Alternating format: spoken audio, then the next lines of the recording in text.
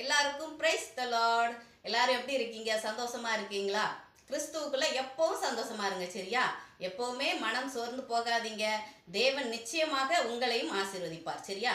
ஒரு தேவ பிள்ளைக்கு வாழ்ந்திருக்கவும் தெரியணும், தாழ்ந்திருக்கவும் தெரியணும். ஒரு தேவ பிள்ளைய தேவன் ஆசீர்வதிச்சாருன்னு சொன்னா அவங்க என்ன பண்ணணும்? அந்த ஆசீர்வாதமான நிலைமையில அவங்க சந்தோஷமாக இருக்கணும். யார் வேணாலும் என்ன வேணாலும் சொல்லட்டும். சில பேர் தேவன் திடீர்னு ஆசீர்வாதம் கொடுப்பாரு. அப்போ மற்றவங்களாம் என்ன சொல்லுவாங்க? இவங்க ஏன் இவ்வளோ பெருமையாக இருக்காங்க? ஃபர்ஸ்ட்ல எப்படி இருந்தாங்க? அப்படி தானே இருக்கணும் அப்படின்னு சொல்லுவாங்க. நம்ம யார் என்ன சொன்னாலும் கவலைப்படக்கூடாது. தாவீது முதல்ல ஆடு மேய்ச்சிக்கிட்டு தான் இருந்தார். அதற்கு பிறகு அவர் ராஜாவானார். அவர் ராஜாவாக தான் இருந்தார். திரும்பவும் ஆடு மேய்ச்சிக்கிட்டா இருந்தார். அந்த மாதிரி தேவன் உயர்த்தும் போது நீங்க சந்தோஷமாக இருங்க. உங்க ஆத்துமா வாழ்கிறது போல எல்லாவற்றிலையும் வாழ்ந்து நீங்க சுகமா இருக்கணும். தேவன் நிச்சயமாக தேவனுடைய பிள்ளைகள் எல்லாரையுமே ஆசீர்வதிப்பார். நீங்க ஆசீர்வாதமான நிலைமையில இருக்கணும். தேவ பிள்ளை